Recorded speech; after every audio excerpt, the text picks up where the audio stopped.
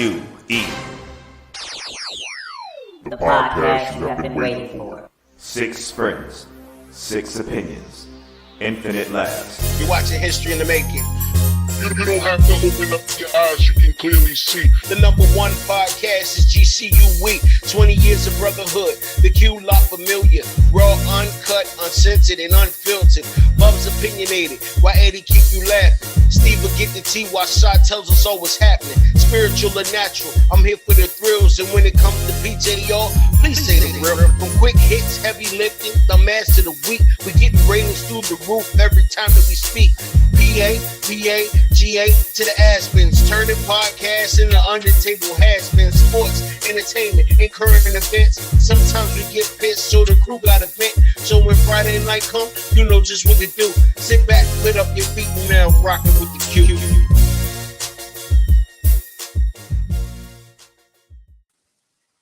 Once again, it's on, people. You already know it's Friday night, and you are now rocking with the Q on your favorite podcast.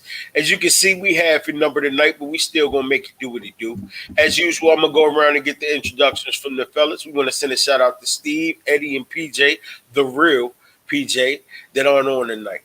But before we do, I must admit, this is GQ, not to be affiliated with the magazine of the company. Now, first, we're gonna go up to the 717 with Bub. What's good, homie? Hey, what's up, everybody? If it's your first time with us, we welcome you. And if it's not your first time with us, we welcome you back. Either way, we hope that you sit back and enjoy this very important show. Most definitely. Now we're gonna go down to Atlanta with Mr. Suave Magazine himself. Shad, what's happening down there? What's going on, people? So, number one, first and foremost, this is the I'm Not Your Punching Bag show, aka keep your hands to yourself, aka your mama taught you better. So we about to have some fun with it. We're going to talk about some things that do involve some violence. So trigger warning, if you are somebody who has experienced some of these things that's going to make you uncomfortable, feel free to tap out when you need to, jump back in. We'll try to be as respectful as possible, but we're going to have some fun with it as well. So all that said, let's jump straight in. And we got to go first and foremost, I think Draymond's situation might be the best way to go. So, you know what I mean? Draymond and Jordan Poole were at practice. Some words were exchanged during practice. Some words were also exchanged about some things beforehand. It's been multiple occasions. And consequently, Draymond popped Jordan Poole one. It was a smooth steal. He got him off. Sucker punch. I don't even think it was a sucker punch. He's got in his face. Nah, Jordan Poole pushed him. So, I mean, I'm not giving him a sucker punch. He shouldn't have gotten his face that close. Nah. So, all right, let's jump into it, right? So, number one, anybody walking up to you, pulling their shorts up at the knee, you know what's about to happen. That's universal hood rules. You about to get popped. So, if I'm coming to you and I got my hands on my shorts and I'm pulling them up at the knee, that's a sign. There's some aggression coming off there. Before that, they said Draymond threw a ball across court at Jordan Poole and missed him. So it was already some words going back and forth because Draymond was missing foul shots. He missed a foul shot. He airballed it, so they had to run laps or run suicides, whatever. So Jordan Poole popping shit off at him as that's going on. Draymond threw a ball at him. He's still popping shit. Draymond walked over to him. The coach knew what was about to happen because his ass walked over there behind Draymond. You know you about to pop somebody. You got punched in the mouth. I mean, to me, that's classic teammate, big brother, big cousin, like you the little young boy talking shit. You still new to this, and you got popped in the mouth. That's a teammate situation. That's all. You know what? I'm not even going to act like fights don't happen in practice because we all know back in the day from Jordan, the Magic, the Bird, fights happen in practice all the time. But Correct. Number one, I don't think Jordan Poole knew exactly how Draymond was going to come. I don't think he expected it to be that magnitude. But nevertheless, Draymond knew. He walked over to him. So if you get close enough on somebody, either they're going to walk away or they're going to push you. So you should expect it either or. I still think it was a sucker punch, though. Because then you sucker punch him, then you look like you wanted to hit him again. But he had to catch him because he hit him so hard. But you see, that's the problem. Like, that's the problem. But that's not a sucker punch. But you're supposed to be my brother, though, right? Now I'm supposed to respect you after this, right? My brother, I have situations. Me and Vaughn have had physical fist fights. Like it's going down. We've had fist fights growing up. there's a moment I pulled a bat and hit him in his leg with it. And I hit him to the point my mom was like, you need to get out the house and run. So she was trying to stop him because he was coming after me. Like, it happens. I have cousins. I've gotten into fights with cousins. I've gotten in a fight with teammates. I've gotten in a fight with friends. It happens. Like, if you popping off, that's why I don't think Jordan Poole making a big deal about it. You know you fucked up. That's why you got punched in the mouth.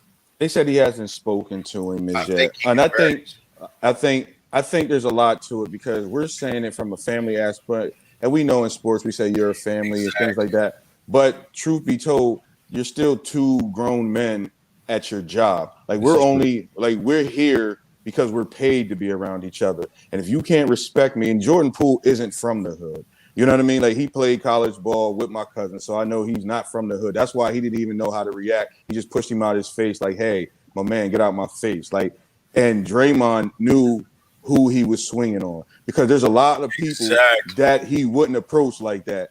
And there's a lot of names we can rattle off that he won't. Like, he called KD a B, but you didn't see him tee off on KD because KD is from the hood. Like, you know what I mean? Like, whatever be said. So it's very coincidental that he approached Jordan Poole with that type of energy, but hasn't really done that type of thing in games. And I also think the violation comes into play with the cinematographer. Whoever leaked the footage, of course, they're going to be fired. And they're going to lose out on a lot of money because, one, you were with the Golden State Warriors during the peak of their dynasty, correct, and you leaked the footage just to get a couple dollars, you know. But also, maybe they just don't care for Draymond and his contract's coming up, and they just wanted to get that, and they'll take that loss along with the fact that they leaked that out for him. I don't know. But the fact that Jordan Poole's also coming, like, you know what I mean? Like, he's in his he's in his 4th year, his contract's coming up. He helped his team propel them into a thing like Draymond may feel joined because he's also on the back end of his career, his career contract, and he's not as important as Steph and Clay, and they're both back, and they build up a lot of big men. So I think there's also some things within Draymond that he has to deal with, you know, and I think that came out, but on the person that he knew that he could do it with, because he didn't approach Wiggins. You know what I mean? Like, he didn't approach Wiggins. He didn't come with Kuminga. He knew the right guy to approach. You know what I mean? So, that's an easy way to say it. But there's been conversations that Jordan Poole has the mouth of the team. Like, he's the one that's always. So you're the one you're always talking trash. So you should already expect. That's what I'm saying. So it's like, if you're not from the hood, then you need to learn hood tactics. Certain shit you just don't do. You don't antagonize somebody and then get back. You in the heat of battle, and then here's the thing: and you played basketball, absolutely. And the thing is, like, so you know, like, when you out on the court, people talk trash to you. You can't swing on them shot in the middle of the game, and they say some. And we come from the era though where people would say some wild stuff to you, and that's in the heat of a regular game. This is your teammate. Right, you know what I mean? but that's what I'm saying. But even still, there's a lot of NBA fights that have happened. There's a lot of NFL fights that have happened because of people talking shit. But you know what? But it's a private practice. We have no idea how many fights happen in private practices. We have no idea like what locker room annex look like. We do have an idea, but the footage does always make it like we do know in this society, and we got to respect. I mean, we got to address this as well. This current wave of society.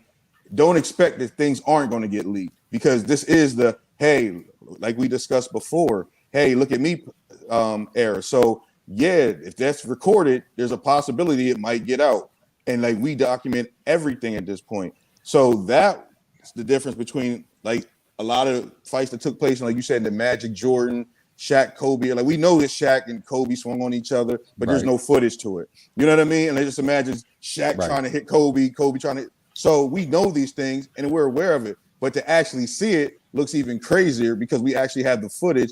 And then he has a family, you know what I mean? He has a mom and dad. He has a, girlfriend. He has people that's, so there's a lot more to it now at this point. Like, it's not like the old times. So we have to know our thinking with it. Hold on, though. Before we even go any further with this, before we change subjects or whatever, either way you look at it, as we talked about before in previous podcasts, it's toxic. And I don't think people look at it from the outside. You know what I mean? The way I do, maybe. I'm giving up. No, it's about to give a biased opinion. It's toxic because number one, when that hit takes place, people want to focus on the two people involved. That's not true because it's people that love Poole, it's people that love Draymond, it's people that love the cook. You know, it's a team. You got love. Right. It's somebody in that locker room or that was on that floor that probably didn't like the way Draymond hit Poole. That probably would have won at Draymond. Probably still feel some type of way about Draymond. But then there's some that'd be like, that's what Poole get. So now it's a team thing. It's beyond the two people. Right. Everybody's focused on the two people, but now that toxicness, you know what I'm saying? Is it fully gone from the whole aspect of the team now? Or is somebody still hungry? We'll never know. The only toxic person is going to be the person that reacts because people talk all day. And like we said, like we're going to discuss further on with this whole show, which is going to be like the theme, is keep your hands to yourself.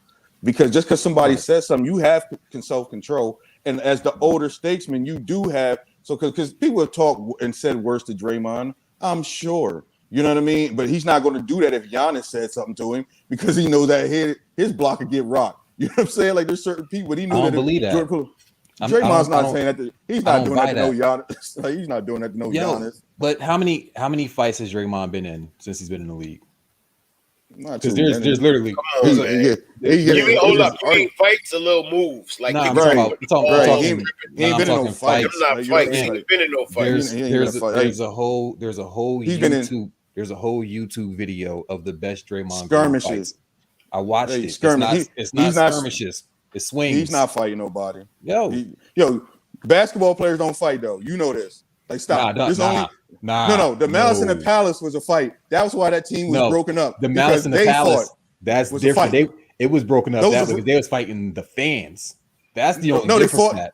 They fought each other and then they jumped in the fan. Ben Wallace pushed Artest and then they jumped in the fan. Like because those are two dudes that really a fight. But they was fighting. But you got to think like the Pistons fights back in the day.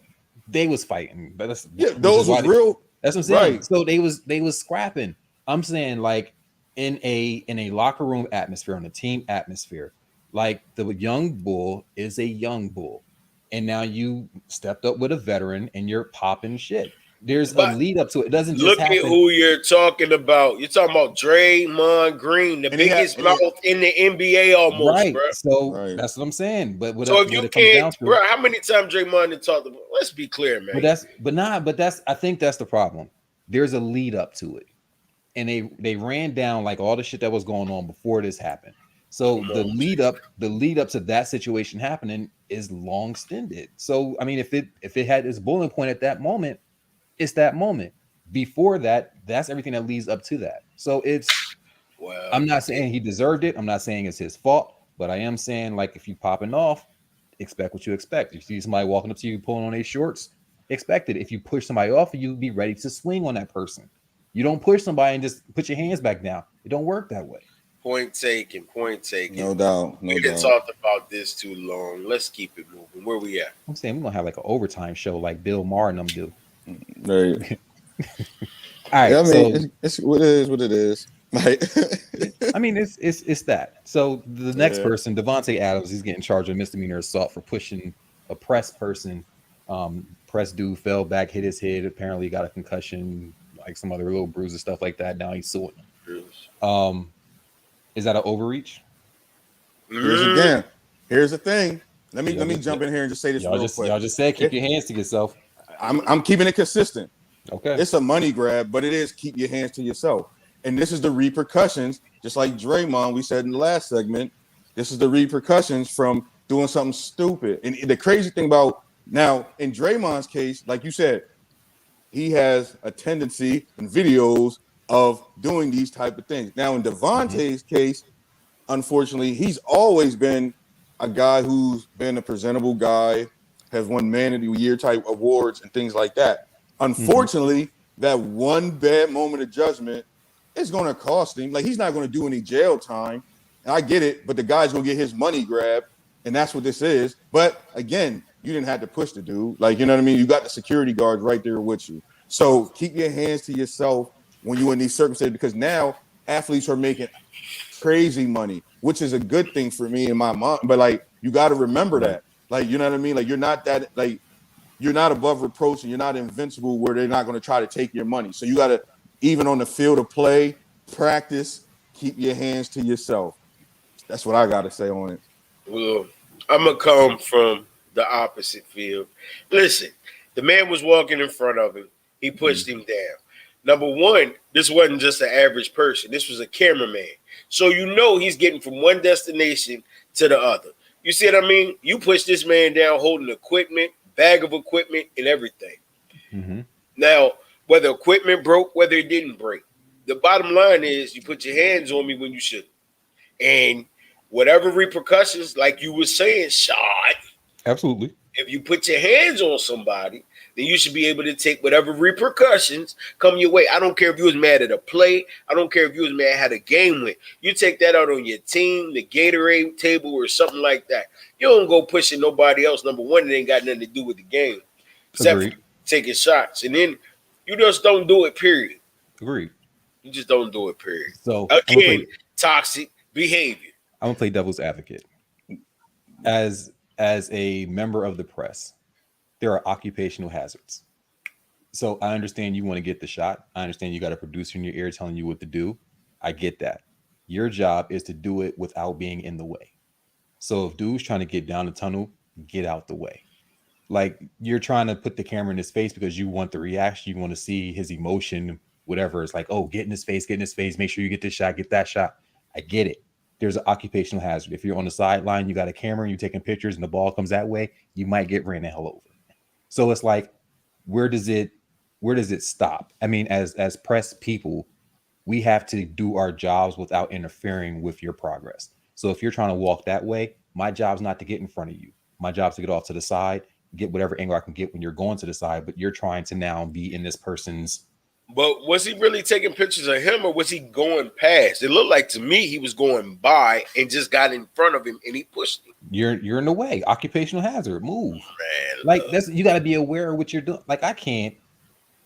If I'm on a red carpet, right, and say it's the BET Awards, and you know, God forbid, Beyonce decides to walk past me, and I jump in front of her trail while she's walking past me. Her security guard pushes me. I shouldn't walk in front of them. Like you got to be aware of where you're at with what you're doing. Like it's Beyonce saw you standing in the way before she got there. That ain't the problem. I'm the problem. I'm in the way. Like I'm not as press. You're supposed to be able to do your job without being in the way. Do your job without being seen. So you mean to tell me all them cameras to be standing out front of the door when Bieber or whoever come out of a restaurant? They be in the way of the car. They be in the way of this. It comes with the job, though. It comes with the fame. But, I think that's the thing, especially when it comes to like stuff like paparazzi and like people with cameras, things like that. You get whatever shot you got to get without getting in the way. If I stand in front of your car and you hit me, that's my fault because I should have got whatever I needed without being in front of your car. I can't block you. I hear you, and I agree with that when it comes to paparazzi. But this cameraman is there to take pictures and footage of the players. Move. So the real thing is, the real question that matter is that do we still think that the dude should have pressed charges on him? I think was he hurt? Did he break equipment? We don't know that because I'm not hearing none of that. He's hurt. He got a concussion. His feelings are hurt, and we know that. And that's fine. And Davante, his feelings are hurt too. And Davante just got that $150 million cut, so we know this is what that is. You know what I mean? Like, but Shad, we know that. I'm not disagreeing with that at all. Let me play advocate right quick. I'm absolutely not disagreeing with the money aspect. You coming out of Walmart? You went in there for one thing. You got your thing in your hand. Davante Adams is coming in Walmart, but he got cameramen with him. He pushed you down completely out the way. Whose fault is it? If I'm walking out, he's walking in, he pushed me out the way. Yeah, whose fault is it? I don't know. Did you? Did the cameraman see him? That's the point I'm trying to make. Whose fault is it though if he pushed you down? If he pushed me down, it's his fault. Are you going to sue? Am I going to sue him for pushing me? Are you going to sue? I don't know. I can't say exactly. I know it. That's what I thought. But I'm saying I'll drink to that. That's what I thought. But if Davante is walking into Walmart and I'm in there in press situation and I'm trying to get some kind of footage of him coming in there and I get pushed, different story. Like I put myself in that position. I mean, it's like at that point, who's off limits? Keep your hands to yourself. Nah, that's not a serious question. Who's off limits at that point? So if the chain man gets in the way and you trying to like make a play, you push the chain man. Yeah. We all see the chain man drops the thing and gets out the way. I mean, the thing is that I just think it's going to cause a precedent where that's like we've always seen him push the camera, not necessarily cameraman. Exactly. But now that this guy's pressing charges, I don't think that they're going to make. I think like it's going to be crazy for him to have a misdemeanor for pushing a camera guy for a misdemeanor assault during a football game. I think that's going to be wild. I don't think he should be charged. And the guy pressing charges, he should just did some civil suit shit. And I know you got to go to criminal to go for the civil, but it's like just so extra for the money grab. Like he worked for the NFL. And they both worked for the NFL. Whatever. They could have sat down like, hey, judges mediate this. Like y'all somebody give me some money for this. I'm embarrassed, my feeling, and work it out that way. Instead of going through. But you know what? This is what happens. Right. So automatic cameras. But you know what? I promise you. Speaking of $150 million contract, let me just say this. I'm done with it. I promise you. I don't even think it's gonna make it to court. I believe he'll settle before they even get there. I'm not even thinking about the courtroom. He gonna settle and make him some offer to appease him, rub his wounds, put the Band-Aid on, and they're gonna go back to business. But my thing is this: it's gonna be other people. If he does go to court, it's gonna be other people that's gonna try the same thing. Watch. And remember, I said it here today. So it's gonna be other people trying to get pushed and be in the way. Here's my thought. Go ahead, after your thought. It's gonna be automatic cameras starting to get set up in certain situations. They're going to start blocking press from going through tunnels with the players. Now it's just going to be hanging from the ceiling. It's going to get them from the front and from the back. And people are going to start losing their job. And you're going to complain to the union that you now don't have a job because you got these cameras set up. But this is now set up because of what you did. There's kickback on it. So occupational hazard. If you don't, be ready to get pushed. That's all. Here's the thing. Keep your hands to yourself. Part 2. Let's go. You know That's what I'm talking about, Bob. Listen. Like the theme of tonight's show is keep your hands to yourself. We're gonna get no serious. Matter what. We definitely gonna get serious. So somebody that has kept their hands to herself is this Mason Diddy situation. You know what? Nobody's throwing blows in this situation. Has he really kept? Nah, let me stop. I mean, you know, there's backstories, but it's Mace is saying Diddy owes him money. He offered Diddy $2 million. No, he said he offered Diddy $2 million to get his masters back. Yeah. So he wants his masters back from what's 23 years now, right? 23 years ago. Like I'll give you $2 million to get it back. Diddy saying you owe me $3 million. You're not doing anything with it besides, again, is Diddy. He's making money off of the music. So now it's a back and forth about who does what. Mace had a concert. When Mace had a concert out in Vegas, the sound went out. He was like, basically, thank you, Diddy. When people were trying to step on your toes, you know what I mean? You got to be bigger than them. Basically saying Diddy sabotaged the show. So post Bad Boy reunion tour, where they apparently had like an amicable situation, all this is now going down. Puffy, I think, would, for me, the rude party called Mace a fake pastor. Funny as hell, but I think it's rude. Because maybe he was a pastor for real. Thought that was his calling for a moment. He was. That's what I'm saying. That's safe. I saw him in Richmond. I saw him. He came to Richmond. So, I'm saying. So now you insult the man, call him a fake pastor, and then now the situation is escalating. Mace made a very valid point and was like, "You saying that? You know what I mean? Whoever got an issue with it, come to me and we'll talk about it." Mace was like, "Everybody you're talking about is dead. So how are they gonna come to you if they're dead?" And then the people that aren't dead, he said, show the receipts. Yeah, he said, show me the receipts where I owe you money, and in 24 hours, we'll get that. And then, like, of course, and like you said, of course, Mace was smart enough to catch that and state, hey, the guys that really going to owe you something, that you're going to owe money to, such as Big, everybody that really put you on, Craig Black Mack. Rob, Craig Mack, the ones that were making complaints while they were alive that didn't owe the money. Right. G-Dep turned itself into for a murder that he committed in 93. He didn't even come out to 2003 because of his thing. I'm also read Mark Curry's book, you know, Dance with the Devil, where he explains some of the fake papers that people signed with Diddy.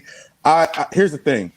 You know where I stand with Mace, but I do think there's some legitimacy and his gripes with Puff. But I also know that we can't necessarily get on Puff when a lot of people were signing bad deals. And I'm not just saying with Puff, I'm saying at the time, a lot of people signed bad deals. Now, we do know that 50 Cent tried to get Mace out of it, and he offered him more than what the $3 million is now, then to get him out of that contract, and Puff wouldn't sell it to him because 50 probably would have blew him up. You know what I mean? Like, because he was the hottest thing at the time.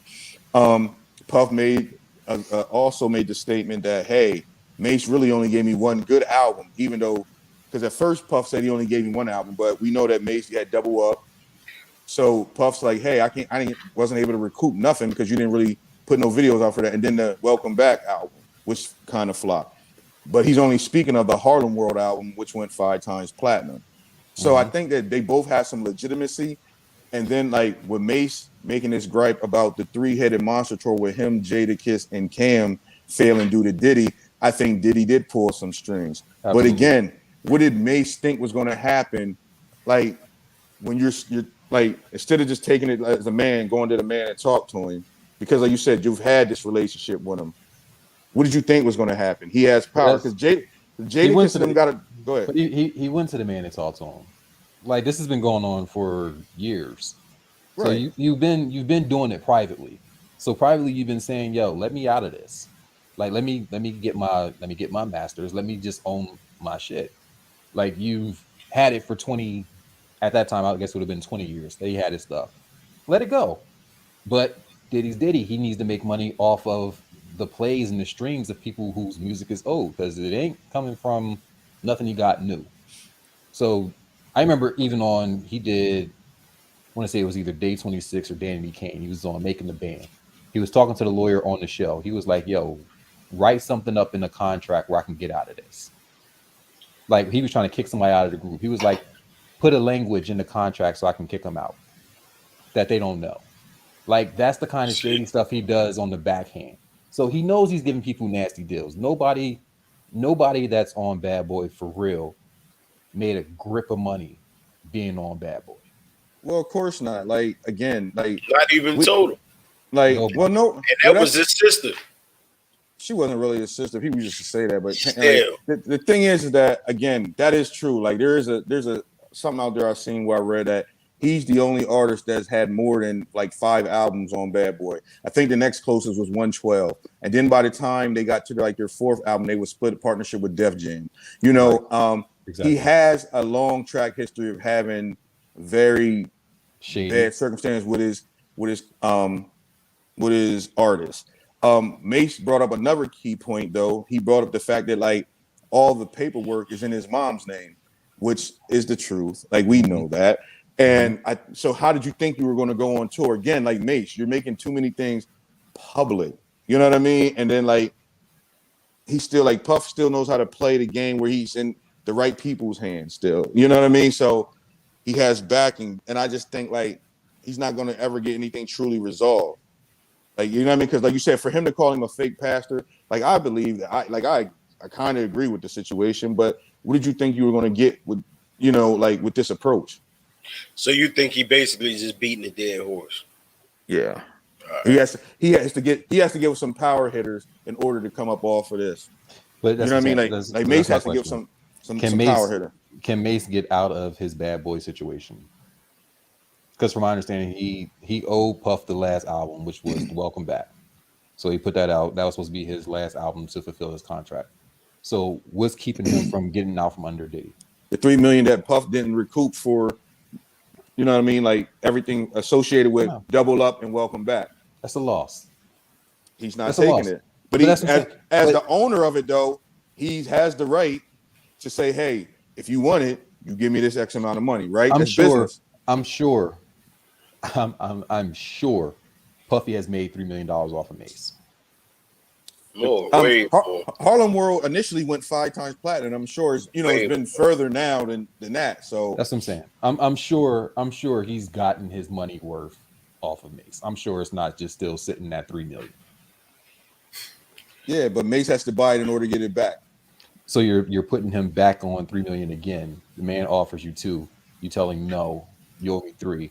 50 offers you more than 3. You tell him no. So it's like you're not trying to let dude go. Right. That's What all. Mace should have did what the Locks did back in the day. Went in there through refrigerators and come up with the. But Yo. Mace didn't have it like that. Like he's not built like the Locks. We know that, but you know what I mean. But he should have that. I don't think that situation is too far fetched at this moment. I think it's going to come down to, my goons versus your goons. Oh well, we will see. So, like, Puff said, "Bad boy for life." We'll see how you ain't getting out of these contracts, bro. You stuck. We'll definitely see how it works out. All right, let's jump into this heavy lifting, Boots. You want to go ahead and approach this? Oh, Reek talking about domestic violence. We're gonna talk about domestic violence tonight. Who? Domestic violence Okay. on tonight. That's what we're speaking on, which is a very serious subject. I take it very seriously myself because I happen to know a couple fam and friends that I've had that we've lost to domestic violence. So with that being said, we're going to kick off the domestic violence topic. Now, some things I had managed to look up statistic-wise. I can't say I don't agree with all of them, but some of them may have some truth to it. Like the women between the ages of 18 to 24 are the most commonly abused by an intimate partner. And domestic violence is a choice of the abuser, but is it him or is it underlying issues? A lot of these questions people are asking, and we're going to jump into some of these subjects tonight. But we all have known someone or heard of someone that was in a domestic violence situation. Whether it was a relative, whether it was a friend, whether it was a coworker, whether it was somebody you went to school with. Domestic violence has been running rampant. And this is the month that we celebrate domestic violence. Not awareness, man. It's awareness. I'm sorry. Awareness. It's awareness. Yeah. Excuse me. We just like to bring awareness to it. Yeah, you I'm going to bring awareness to it in our way. Right. Yeah, that's what we're going to do tonight. So go ahead, Shad, and kick off the first question. Well, let me ask the first question on this. Can we first just get some clarification to exactly how we define domestic violence? Like, so for me, domestic violence is physical, verbal, mental abuse. So it's taking the power that you have over another person and utilizing that in a way to control them. The physical can be sporadic, it can be ongoing, it can be small things, it can be big things. Like it can be you pinching someone in a moment of anger, like just to control them or do whatever you need to do to whatever you feel like is rectifying a situation. The verbal abuse, like, just cussing people out, like just attacking them verbally. The mental abuse is, you separate people from their family. You control like their finances. You keep them away from any kind of independence. That's a form of abuse.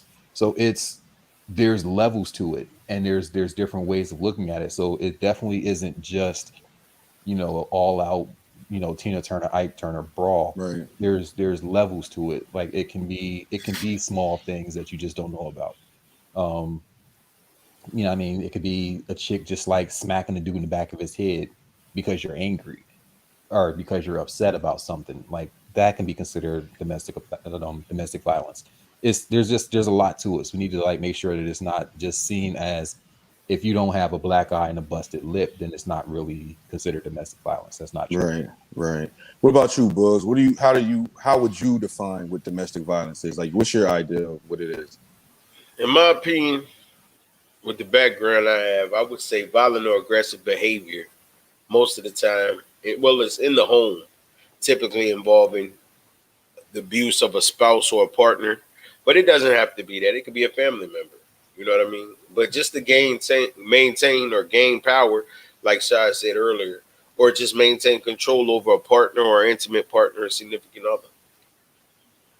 Yeah, I think there is like a psychological aspect of it that I think that people tend to brush over that, because in order to even get into that circumstance, the psychological part has to take precedent You know what I mean? Because sometimes it has somebody questioning themselves. You know what I mean? I think we focus so much on like the physical aspect that we forget the psyche has to be attacked first. You know, because without the mind, the body doesn't go. So I think that's a good thing that, you know, we brought to light, that the psychological aspect of it plays a big part. And next thing I want to ask is like, what do we think like some of the reasons for like people get into these circumstances? Is it because like insecurity? Is it something that like maybe a guy seen his dad beat his mom, or is it just, or a woman see her mom like, you know, put hands on people? And is it just, or is it just the fact that like people think that putting your hands on people resolves issues? Like, you know what I mean? It's not necessarily just a matter of like their partner. Like some people just think that putting hands on people is the best way to get something resolved. Like, you know, is how do we figure like the reasons for these domestic incidences? Well, you know, I'm gonna say hereditary is real because it happens more times than you would know. That they see their parent, their father beats their mother. That's what they see coming up. And if you notice, most of the time in our schools, the bullies that actually bully are the ones that get bullied at home, believe it or not. So, you know, it's a cycle as far as when it comes to hereditary, which is true. It could have did that. Or on the opposite side of the spectrum, if you have a female who watched her mother still take care of business, but the dad used to beat her, maybe they adapt that mindset, you know. Yeah. Well, my mom didn't do anything, or my mom accepted it, you know, maybe it's not that bad after all, or maybe I could do the same thing, you know, everything else is good. He makes good money, he got a good job, I got nice clothes. So they take it as like this is a part of love. This is what I understand love to be, because like, oh, if I speak out, you know, this might be like my mom dealt with it, but we did okay. But I just got to keep this part private. Like, do you think that plays a part? And like, and then like they pass it on. Like, you know, like some women think that some girls have seen that. Like, well, my dad didn't hit me, but he hit my mom. But you gotta think some of it is passed down generation to generation. It's like you have like grandparents that'll tell the girl in the family, like, don't talk back to him. You're gonna make him upset. If you make him upset, he might hit you. It's like that kind of thing gets passed down. But it is something that might be seen, and it might be something where you start to blame yourself and say, you know, well, maybe this happened because I said this, or maybe because I did that and he's upset. You start to give yourself that blame mentality. But it's just a matter of like not having that self-control. And I think even with this generation, like you see like these young dudes and young girls talking to each other, it's just like it's disrespect from jump. And it starts off verbal, and it's like, you know what I mean, F you, you ain't this, you ain't that, you ain't shit. And this is like boyfriend, girlfriend talking to each other. But it's so normalized now to be that disrespectful to each other that when it becomes a situation and it becomes physical, it's like, I wish you would hit me. I'll get my brothers to beat you up. Like, you know what I mean? And then that jumps into it. So now it's like you threaten him that way. Now he calls his cousin, they threatening you. Next thing you know, y'all back into a relationship and y'all happy again. And then it sparks up again, and it's just like a cycle. And it's just because you're not, I don't think that a healthy relationship is something that enough of us have seen. So you don't really know what that should look like. Like, it's just a lot of toxic relationships happening that are normalized.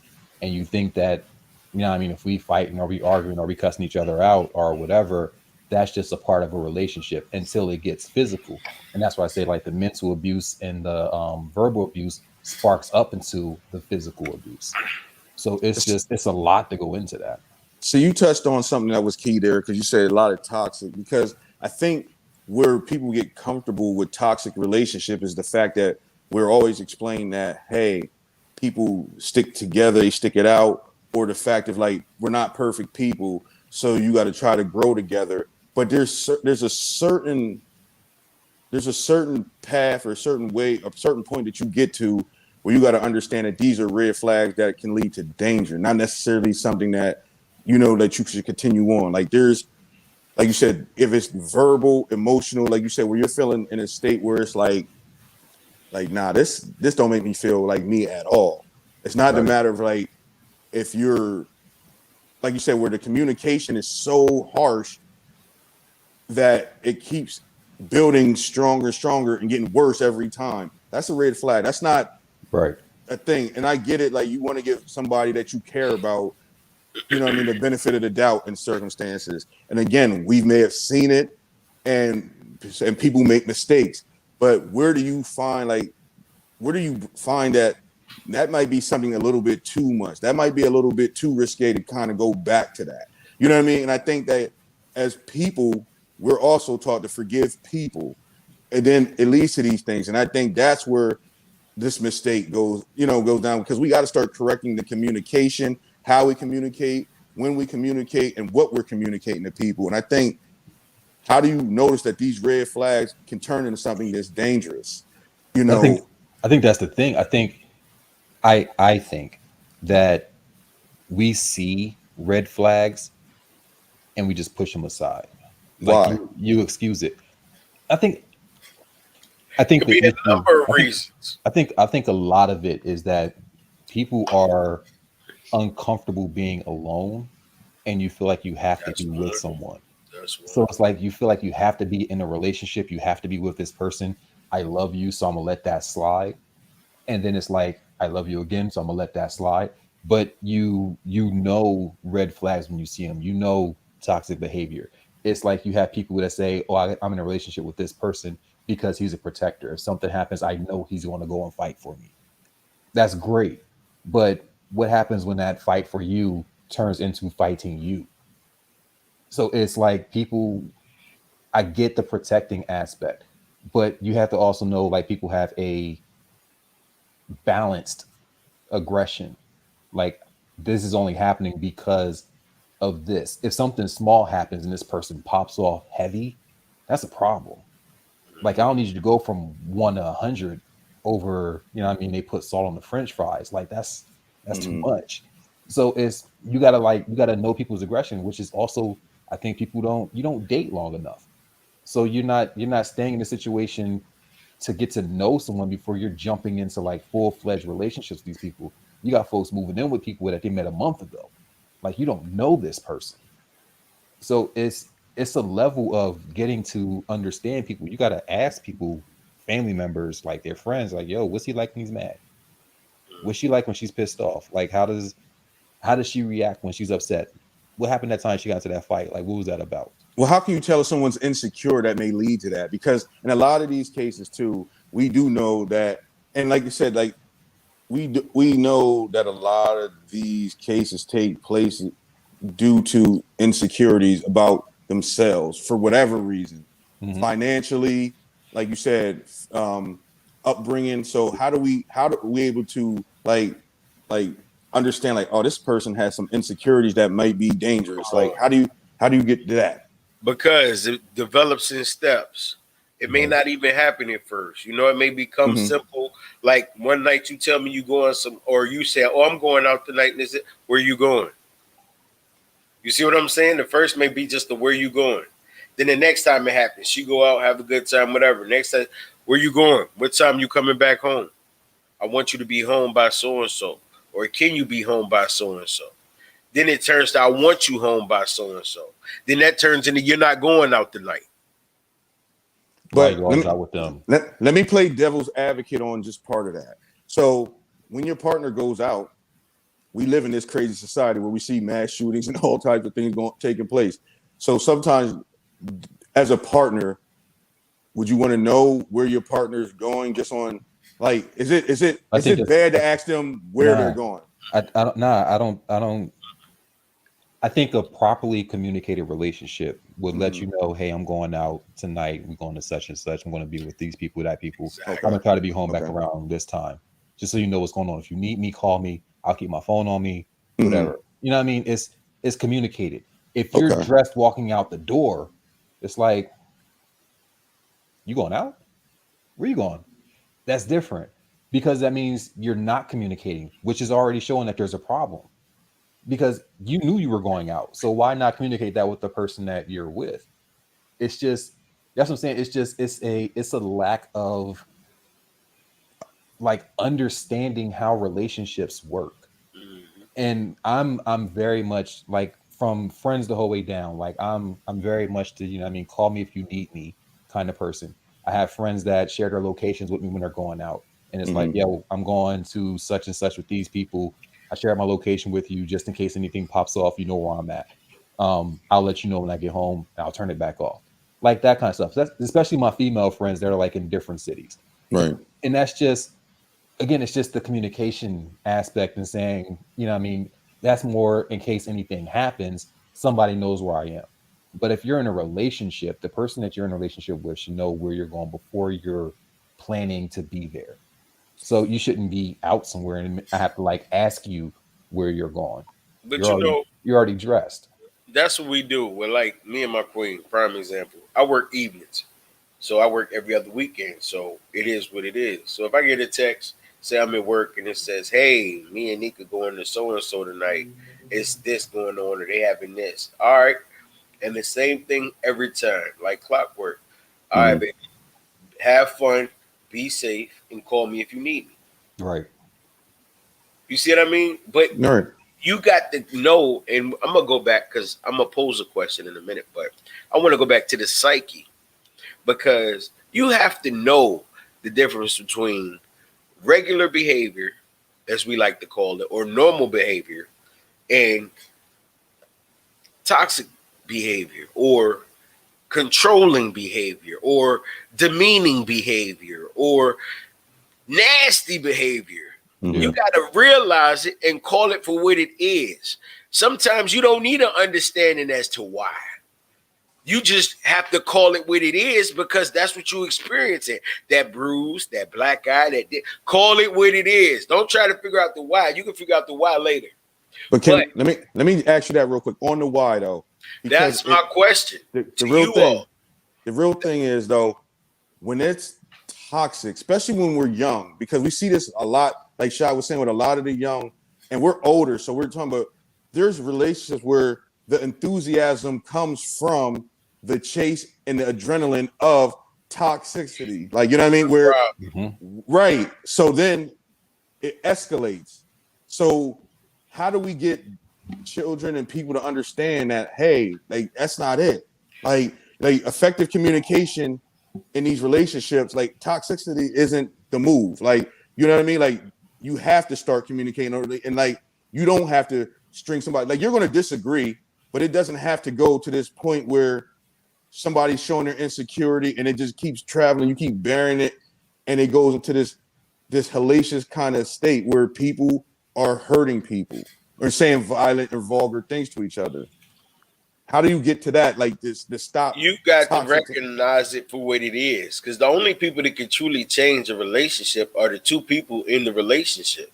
Yeah, I could tell you all day, listen, he shouldn't be asking you these questions, or why does he do this, or where you get that bruise on your arm from, and this, that, and the third. You know what? It's toxic. I think you should leave. Or it's a bad relationship. I think you should leave. And then that's why I say the psyche is just as important as the physical, because when you think about the psyche, then you're flipped in your mind to start making excuses for the bad that person's doing. Or I fell down the steps. Or I opened the washer door too hard. Or I did something to get this bruise or this scratch or this mark. Knowing where it came from. It's mental first. Then you get to the point to where you accept it. That's the problem. Because once you accept it, then there's no limit, number one, to how far it can go. And number two, you're saying it's okay. Like, I take it for what it is. This is going to be to us now. I'm just going to deal with it. And that's a problem. If you're watching this show and you're in one of those relationships, that is a problem. Yeah. Let me ask you this, though. Like, and it's funny that you say the psyche. You know, we keep harping on the psyche because everybody just thinks, again, I'm reiterating the same thing. Domestic violence is just physical. In order to get someone, and it bless you, in a position where you can just have these physical altercations, it's about, like you said, Bugs, the repeated, hey, it's the psychological aspect. So some common misconceptions we want to make sure we touch on is that, do we believe that women are the only ones that are in domestic violence situations. Do guys get abused by females? Is there in the LGBTQ community? Is there Yes. domestic violence? Like, what do we think about that? Let me tell you something. As far as men getting abused, it happens. And I'm going to tell you some of the reasons why it happened. Number one, if you got a man that was raised to never hit a woman, Yeah. and that's what he's stuck with his entire lifetime, and that woman knows that woman can either use that to her help or she can use it as his weakness. Mm-hmm. If I know you're not going to hit me back, there's no limit to what I may do when I get angry at you, when I have this anger built up in you, because I know that if I throw my slipper or I hit you with a pan, that you're not going to do nothing but hold my hands or walk the other way or move out my way. So that makes it on their end. It's the same thing. You got to call it for what it is, acknowledge it for what it is, and leave. Or if you decide to stay, accept any consequences that come from your decision. Do you think guys? I think even when you go down that route, like a lot of there's women in heterosexual relationships that understand if I call the cops and say you hit me, they gonna take you. They get the benefit of the doubt. Like they're taking your side. And to that point, Shot, do men feel embarrassed to not call it on a woman because they feel like it's less than, like it makes them feel like it makes me look masculine if I call and get a PFA on a woman? I think men feel that by calling the cops on a woman and saying that it is going to make you feel or make you seem like you're being emasculated when the cops get there. Are they going to believe me? If I call the cops on you because you're hitting me and then they get here and you say I hit you, I go to jail. And then it's like, how am I going to make somebody believe that I'm 6'3" and this 5'2" chick is beating me up? Like, you're not going to believe that. So it becomes a lot. There's a lot of perceptions that are in play that people have to overcome when it comes down to, saying this is what's happening. But in the same breath, I was raised, don't hit a woman. If I was ever hit by a woman, I guarantee you I'm leaving. Like there's not going to be a second chance to do that again. I'm not going to fight somebody in a relationship. Arguments happen. I'm all for the argument. That's a part of a relationship. Again, it comes with communication. It gets heightened as long as it's not disrespectful, as long as we're not attacking. Cool. We're going to have disagreements. We're going to have arguments. You can get over that. If it's like verbal assault, like on a regular basis, that's a problem. So I think that men go through it a lot more than like we maybe acknowledge. Yeah. Because again, a lot of it's not being talked about. But there's a lot of dudes who be like, yo, she crazy. Like, don't piss her off. She crazy. I don't want to have to deal with that when I get home. And the dudes, we laugh about it. But it's like, for real. True. You don't want to have to deal with that when you get home. Like, she crazy. You might get home and she might throw glasses at you when you get back at the house. She might, slash your tires, bust out your windows, like put paint on your car.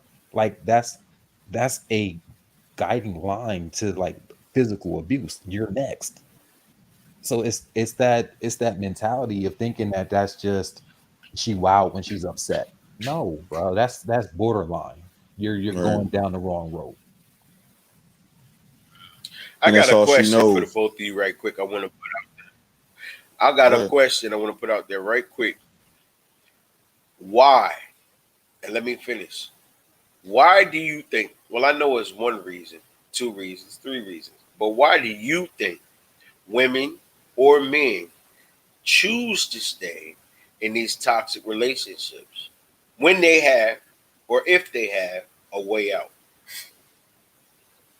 Define a way out, please. Like some may say, I already know if I tell my dad or my brothers what's going on, they're gonna come take me out this house, take me to my mother's house, XYZ, this can happen. Or some may be like, I'm gonna pack my bags and I'm gonna leave because I'm recognizing this for what it is. So I'm gonna just go. They have the power to go. Now, some don't feel they have an automatic way out because they're bound by the kids. Well, if I go and I take the kids, that'd be a problem. But if I leave the kids, that's going to be a problem. And that's one of the things that I would say that's a why. But what do you both feel? You may have other whys. Nah, I say that's where the mental abuse comes in before the physical abuse. That's my whole thing. It has to be tackled mentally first because of that. Because again, like you were saying, Shah, like you have to put in place, you know what I mean, like what they're trying to do beforehand. Like it's the insecurity, so they're going to try to, like you said, that's why you hear in so many instances where guys apologizing, or you know what I mean, or even a woman, because again, we know these circumstances, like, oh, I'm having this or I'm going through that, and this is that. Right. So you have to put these excuses in play because again, like it's hard, you know what I mean, because you're familiar. And people, like we're people, like people are creatures of habit and routine. So yeah, it's easier to be home with this person see every day than to uplift financial, you know what I mean, change things with kids. Like you said, the kids are still going to have this parent throw the relationship done. You know what I mean? Like it's hard for people to have a regular divorce and a civil, you know what I mean, relationship, and you just don't want to be together as an individual no more, let alone a physical altercation. You know what I mean? Like think about it, like there's so many, like we have friends that got regular divorces and they weren't in that type of state where they were physically fighting. So the mental aspect, to think that you can't go because like this person might really try to hurt you or the kids. That's the fear that was put in place already. Right. That was put in place a long time ago. So that's why you got to note, like the key thing is you got to start paying attention to these red flags early and understand that this toxic behavior isn't something to laugh off. It's something that you have to be aware of and say, hey, this ain't something I want to go down. Like like you said, I don't need to have kids with this. Like, you know what I mean? Like there's a lot of things in place that you got to look for early, and it does take time because that's like, it just takes a lot of time. And like Shad said, like people rush into a lot of things. Give it time because people will truly show you who they are and what they're about. And if we stop trying to make everything such a quick thing in this microwave society and stop worrying about what people think or what the familiarity is, we'll be all right. But it's the psychological aspect that really kills people's wanting to get out in situations beforehand. It's the psychological. It's not the physical. The physical is just a byproduct of the psychological. And I think it's important when something presents itself and it's a red flag. If you want that relationship, you have to address that flag. It's like, yo, this thing you did yesterday, that ain't cool. Like, that's not going to work. So if that's how you deal with things, we need to like either figure that out or go our separate ways. And I think that's maturity in relationships. But we get caught up in, like Bub's saying, the familiarity and the stability of a relationship that you just want to stay in it because it's comfortable, even if it's toxic and you know it's not good for you. Like you stay there because, you know what I mean, we bought a house together. We got all our finances tied up together. Like our families know each other. Our families are close. Like, how am I going to get divorced with this person? I got to see your family when I take the kids over there for a birthday party. And it's those things that keep people in situations that they know they don't want to be in any longer, which is why when some people end up actually getting divorced, they hate each other. So it's like, I don't want to be nowhere near you because you let it go too long. I think that if you really communicate and really address issues and situations in your relationship head on, like there's a way to always have a divorce and be amicable. Because it's like, we dealt with this. I'm good. Like, this ain't going to work for us. I love you, whatever. We got to let this go. And then you divorce and it's like, you know what I mean? We're cool. We're going to co-parent. We're happy. Like, I'm happy for her. I'm happy for him. You have a great life. You have a great life. Our families are going to still communicate, whatever. We just aren't going to work out because there's this thing happening. And then it's like, maybe it is a therapy thing. Maybe it is like a you need to like get therapy for that. And I always say with therapy, you need to have individual therapy before you have couples therapy.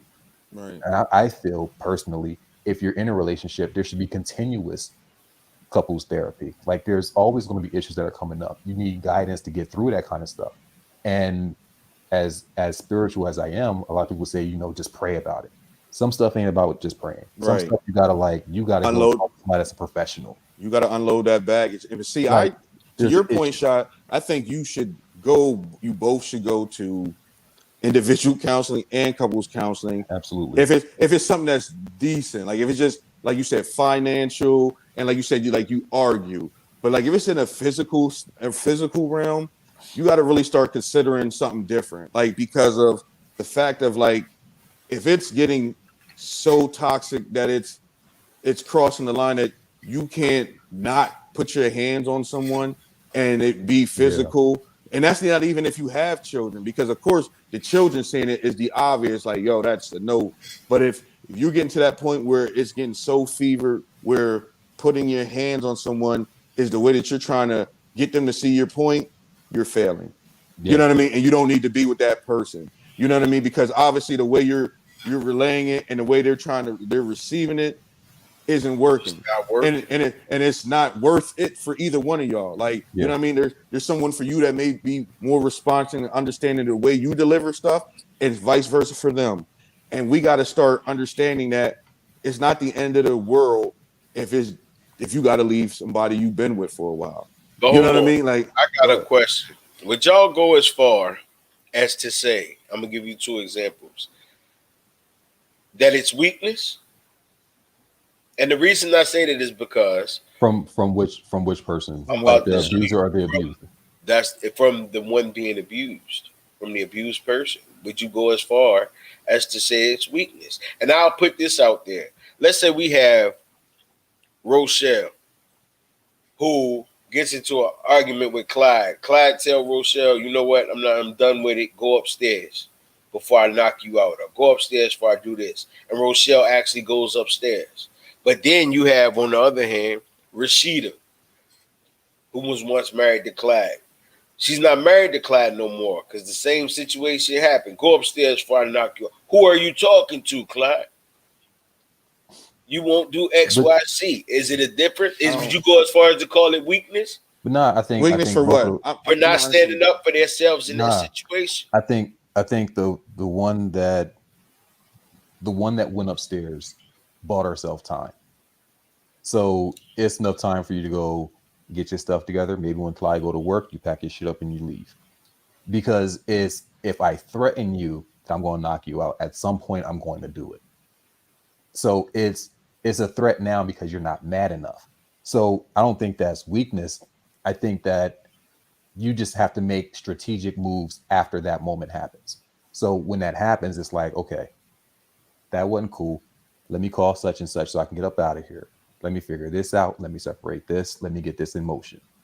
You start making the moves you need to make to alleviate yourself in that situation. But the ones that are weak, do they stay? But I don't think want to stay weak. Again, but the ones that decide to stay, do you consider that being weak? No, because it's psychological. And if you understand the psyche, everything is tactical when you're dealing with someone's psyche. And if you're going to sit here and question, like, usually these things, like if you watch every story, I watch For My Man, all these different things where it was like that. The guy was Prince Charming. Then it was one indicator. And it was like, it was an incident. Again, familiarity. Oh, people deserve second chances. Like you tell yourself things because we're taught these things. Yeah. But we have to untrain ourselves from understanding which is like, oh, well, he fussed at this guy. You know what I mean? I was uncomfortable because he yelled at him in front of the thing, as opposed to him cussing me out and telling me he's gonna knock me out or tell me to shut the F up at home just because he was talking to somebody. You have to be able to differentiate what's really just something that's you can talk about, like, hey, you don't gotta cuss that guy out in public. Oh, my fault, babe. That's cool. But he ain't never gave you none of that energy, as opposed to if he's giving you that type of energy at home or in front of people, then you got to differentiate and say that's not weak. I just think it's all about the psyche. And you can't call somebody who's going through that weak. That was the whole tactic. You know what I mean? The strength comes in when they remove themselves from it. And there's people that try to get out these things, men and women both. Like you know what I mean? It's just that it's harder to do the longer you stay in it and the more you have attached to this person. That's why the key thing is to look at it from the beginning of the relationship and understand what's really a red flag or something that's just that's just something that's weird, that, you know what I mean, kind of quirky, that might get on my nerves. You know what I mean? Right. Yeah. It's something but still something that you may be able to deal with, and something you may not be able to deal with. That we all have free will and choice. Yeah. You know what I mean? I don't think it's a weakness kind of thing. I think it may be like an insecurity. It may be a moment where you're not sure what to do. You don't know if you're going to be able to get help.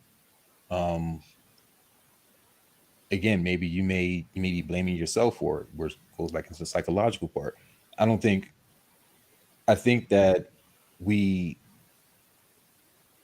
balance out weakness and say that you're strong when you fight back.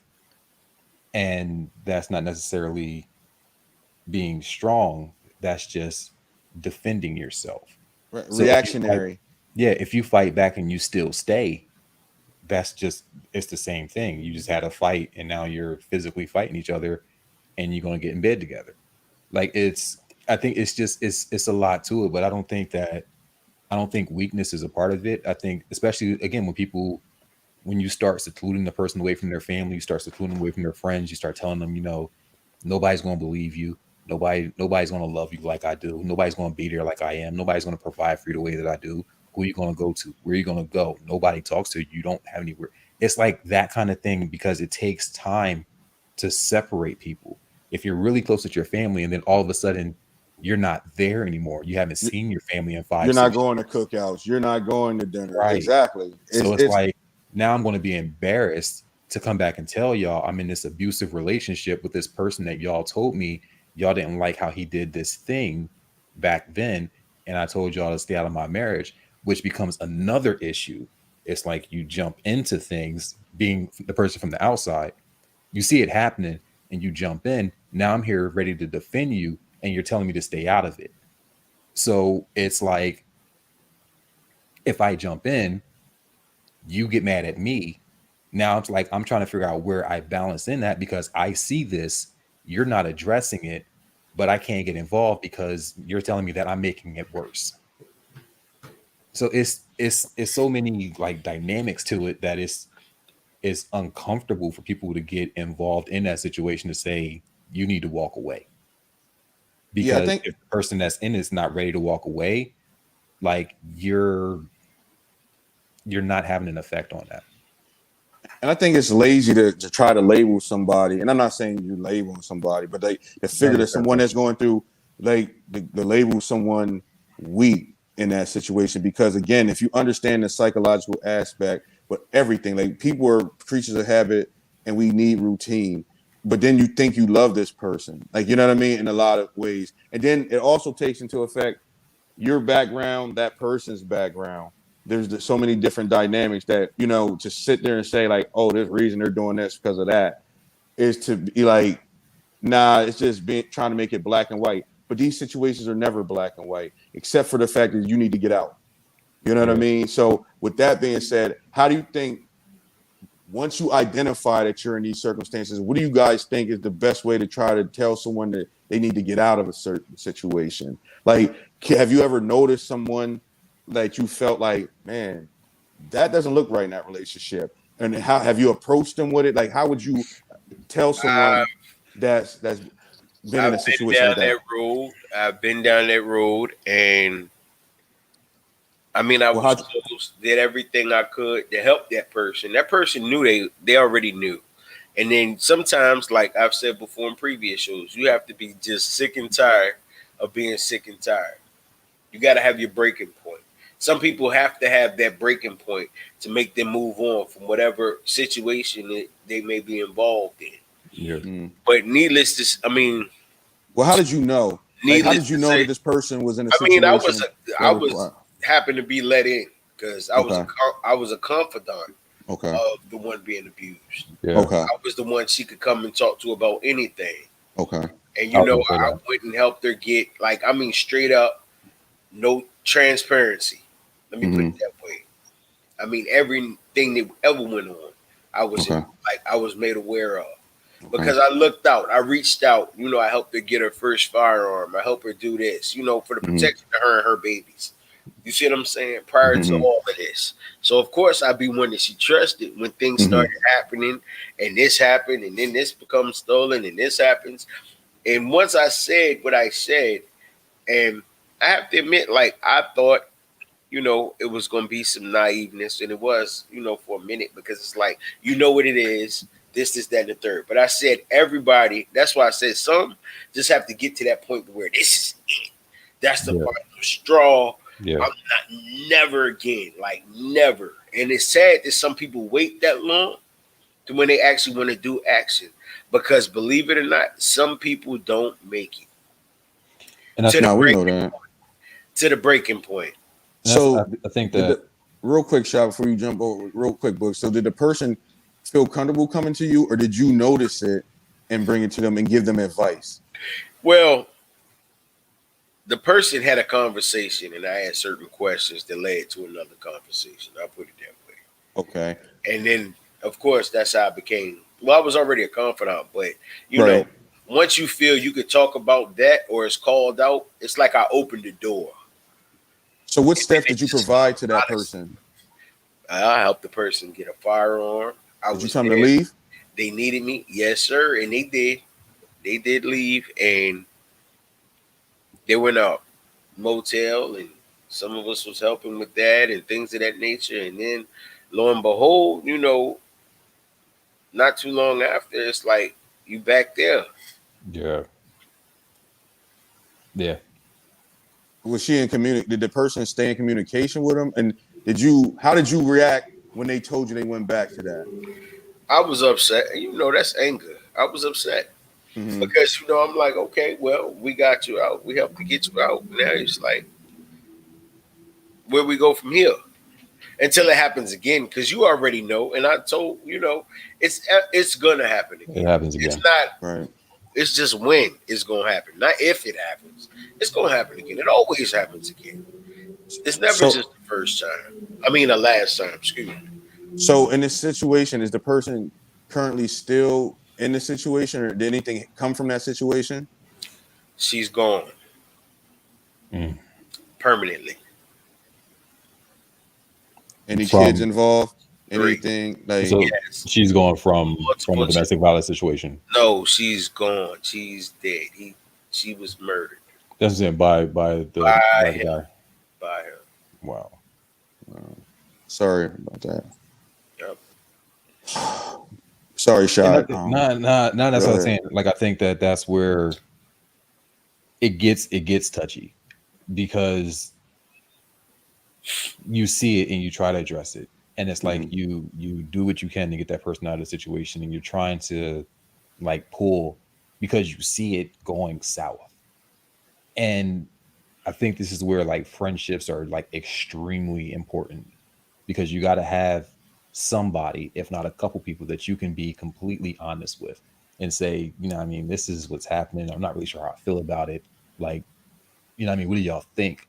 And you have to have a circle of people who aren't going to judge you and aren't going to like ridicule you or take your business and throw it back out in the street and be like, oh yeah, this is what she going through back such and such.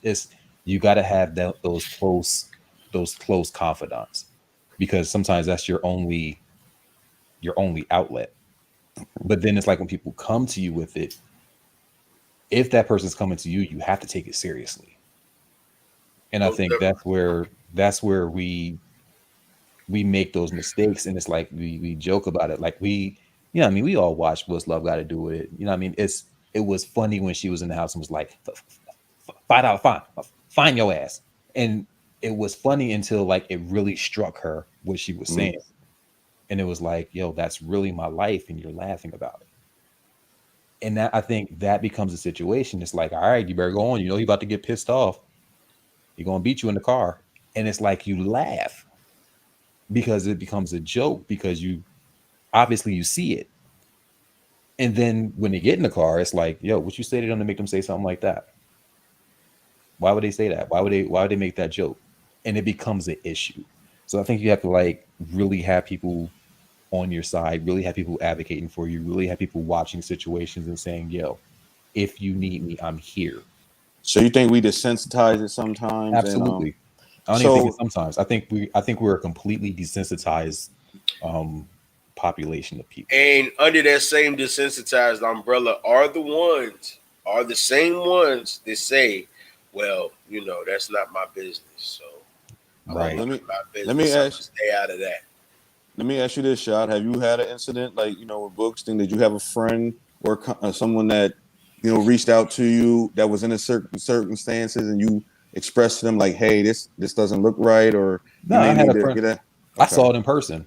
Okay. What did you say? Like it was like a no names, but no, definitely no names. But it was a situation. We were at a cookout. And it was first it was just verbal. And it was like, yo, shut up. Why you keep talking? Shut up. And it was like going back and forth. And we was like, me and a couple other dudes was like, that ain't about to fly. So, that's not going to work. I was like, yo, bro, you good? I'm cool. She just keep over talking me. I was like, it's a, you try to play it down. It's a conversation, man. Like everybody's going to overtalk everybody. Like every now and then you just got to try to jump in. I was like, it's not, a thing. Okay. Then it's like they were going to leave, and I was like, is that like an everyday kind of, interaction? She was like, yeah, like he always telling me like, shut the fuck up, know your place, you need to be quiet. You're a woman, I'm a man. Don't overtalk me. Don't embarrass me in public. And I was like,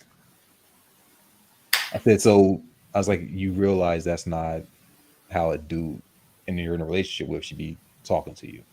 Yeah, I know. All right. So I need you to either address it or just walk away. Later on, got told that, they got into an argument. Same thing. He gut punched her.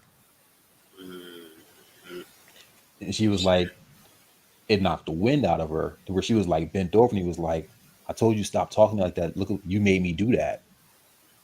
And she was like, I got to call my dad. He was like, call your pops, leave. Called her dad. Dad came pick her up, left. 2-3 months later, back apologizing, buying gifts, doing all the flowers and all the other kind of stuff. And was like, it's just, I lost it in that moment. I'm sorry, blah, blah, blah, blah, blah. Cool. Goes back. A couple months later, arguments start up again. A couple months after that, gets hit again, leaves again. And then now it's like, now you have a child involved. So it's like, I have to uproot with my child. And she did. So she got her kid, walked away, put out a restraining order, was like, until you can get yourself together, I don't even want you around us. But even after that, there's going to be visitations for you and the kid, but it's going to be without me. Not without her, and then observed by somebody else. So it's like you meet at a mutual spot. You pass the kid off to whoever. That person takes the kid to the dad. Dad brings the kid back to the whoever gives the kid back to the mom. And that's how they had to operate for a while until they can start having like face-to-face kind of interactions. So it was, fortunately, she got out. But like Bug's saying, it was the get out and go back part that bothered me. And it was this, and then even that is, you can see like him trying to separate her from her friends. It was like, why are you always talking to such and such? Why are you talking to them? Like, you're insecurity type. You're in a relationship now. You shouldn't be talking to other men, and I'm your man. So that became an issue. That's one person. I've seen it with numerous people. A few people. Right. And this, I think now at at our adult age, like I can say to like, younger cousins or like younger friends or younger people, like, yo, y'all need to learn how to communicate better than what you're doing right now, because this is escalating. Right. And if it escalates too far, there's going to be a problem. Now me, I've done the jump in it and get physical with the other person thing. I'm not doing that no more because I jumped in, got physical, and you went back anyway. So now I'm risking my freedom for something you're about to walk back into. You mean for somebody else, right? Like jumping in to help Right, I'm somebody. jumping in to Okay. help you. And then you have people, I have a friend like 2 weeks ago, one of her family friends did that. His sister in in an argument with the boyfriend, cussing her out, screaming at her, threatening her, whatever. She calls her brother. Brother comes over, picks her up, takes her and her friend out for drinks. They out chilling. Brother, beefed up with the dude before they left. They leave. They go out for drinks, come back. Brother's dropping the sister and the friend off. Dude comes up to the brother, shoots him 8 times. Kills him. And it's like, you jumped in this to try to protect somebody, and now you're gone. He's going to jail. Sister's devastated because now all you can even think about replaying in your head is, I should have never called you. And now my brother's gone because of something that he did in a situation I knew I shouldn't have been in the first place. Like, Any kids? Yeah, 2. I'm saying, so you kill the brother who's an uncle. You ruin the family dynamics because now the sister still has another brother and sister. So it's like you called that brother. That brother is now dead because you called that brother. Now you got to face your other brother and sister who are probably somewhere and they're going to blame you for that. You're blaming yourself for that. And then the boyfriend's just in jail. Like, he shouldn't have disrespected me. And then the kids, like you said, Lose just uncle and a family. Like, it fucks up the whole family dynamic because of not knowing how to communicate and deal with situations. But you asked the question. You said, like in the LGBT community, the domestic violence in LGBTQ plus community is either equal or higher than a heterosexual relationship. why do you think that? Not as just statistics. I think that it's higher because if you think about it, if you're in an argument, say you're in an argument with a girl, right? Right. The only thing that stops you in most cases for men who can have that violent tendency, the only thing that stops you is that you're a woman. If you hear this, if you were a man, I would knock you the hell out. So what happens when you have that tendency and you are a man?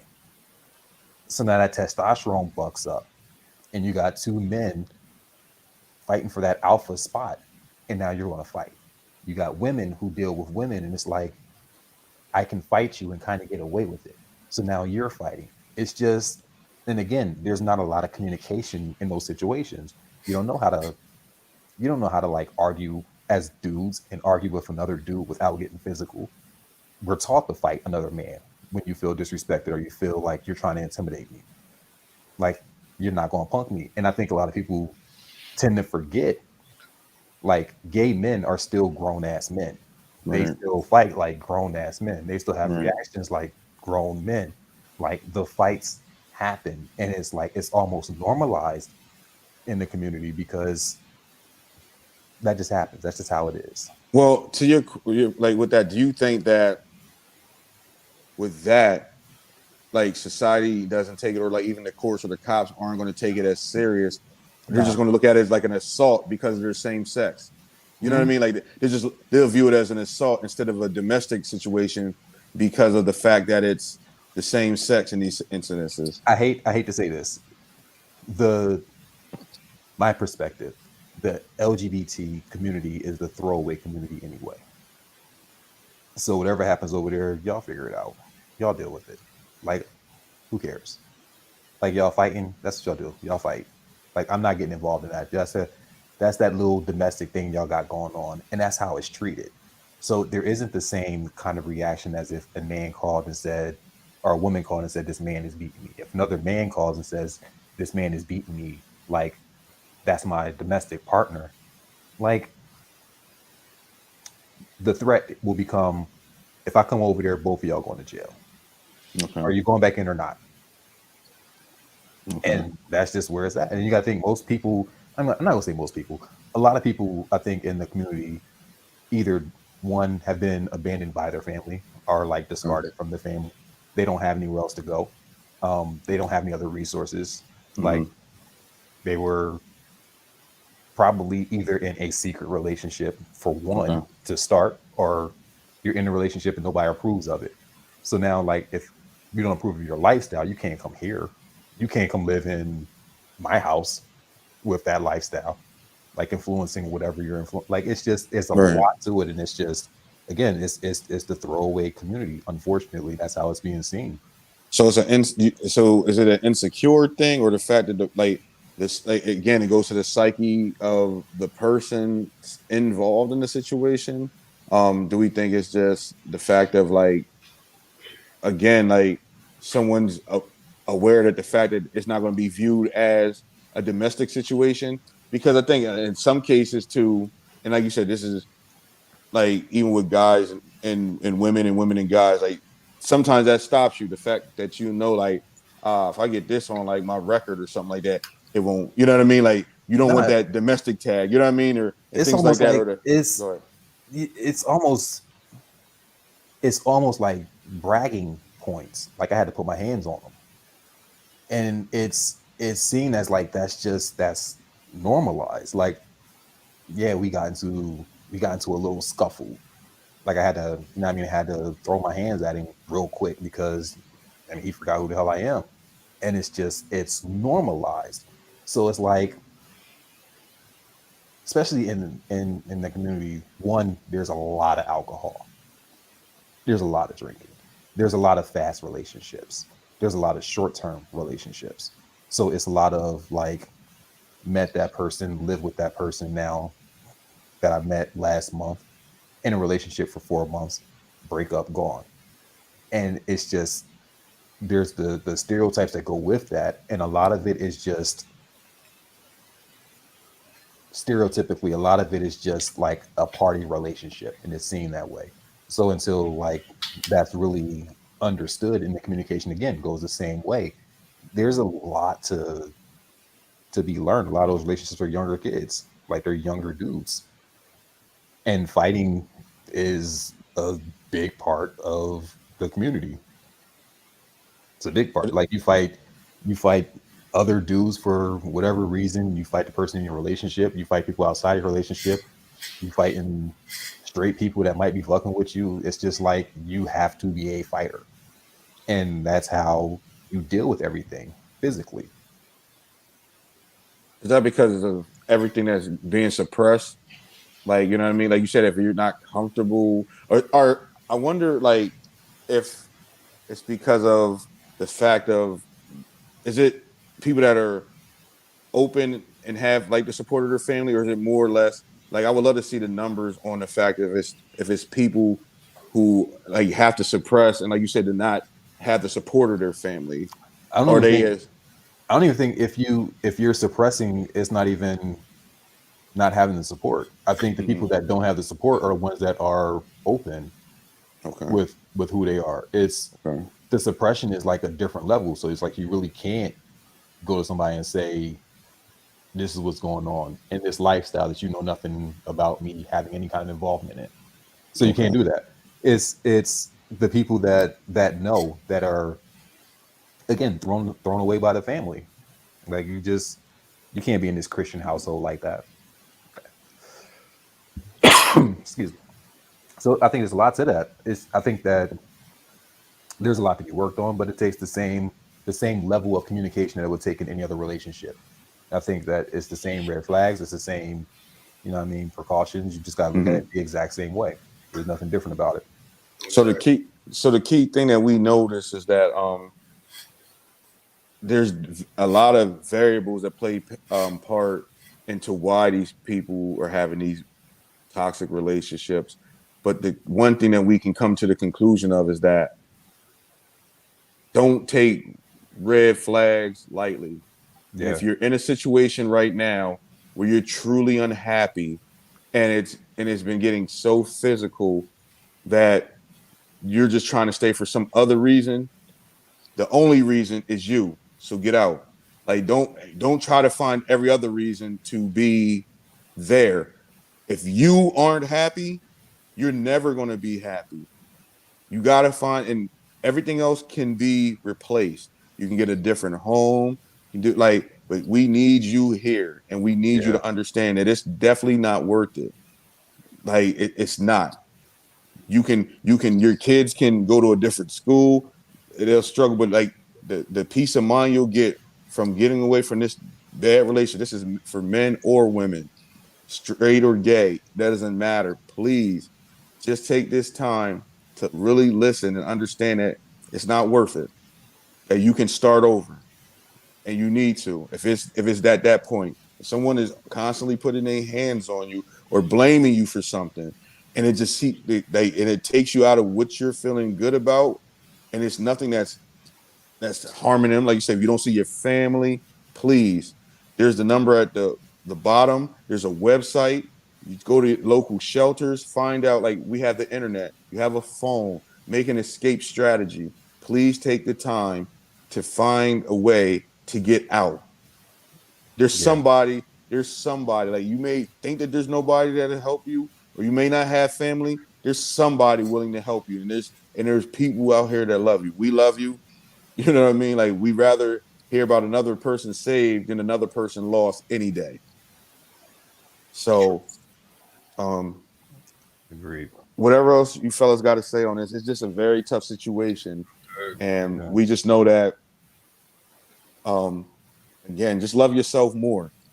Make sure your kids don't see this. Make sure like you're worth it. Just value yourself. That person knows that you're so valuable. That's why they're trying to hold you back. Don't waste your time with them. There's somebody out there that's going to love you better. Absolutely. Most definitely. Sad, you got anything else? No, I'm good, man. Likewise. Yeah. And as always, we want to thank y'all for tuning in.